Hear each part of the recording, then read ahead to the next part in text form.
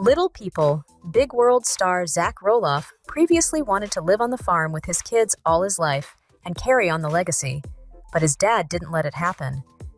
Even Matt wanted to sell the farm after neither of his sons could afford the place, as he set an unreasonable price.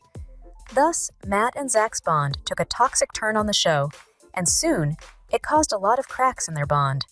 For instance, Zach didn't bother to wish his father on his engagement and told the producers he didn't wish to talk about it. Now, Zach with his wife Tori have announced they shall quit the show after this season, and many say that they have largely taken this decision to avoid Matt. Furthermore, during the finale episode, Zach ended up making some shocking revelations. He confirmed that their bond was broken beyond repair and didn't want to mend it. Then, Zach made it clear that the ship had sailed, meaning he don't want to mend their relationship.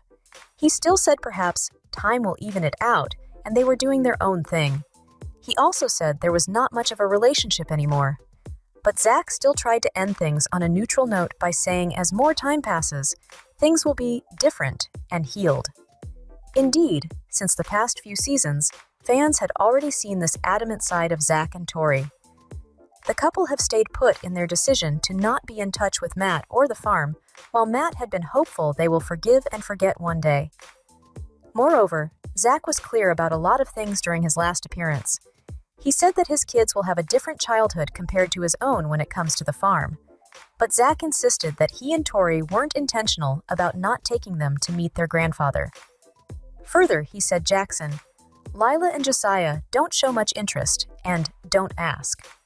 Additionally, Zach still wants his kids to spend as much time outdoors the way he did as a kid, but they won't be doing so in Roloff Farms. Therefore, he and Tori ended up getting a huge mansion in Washington on 2 acres of land, as they want their kids to still experience the farm life.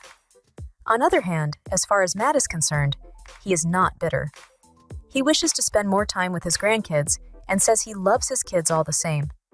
Even Amy feels there is a chance the father and son will eventually reconcile. Meanwhile, in this season, Matt and Amy joined forces to organize a fundraiser in the farms. While they were doing it all for a good cause, they didn't fail to lock horns over various things while hosting the event. It was a lot to consider due to the magnitude of the event.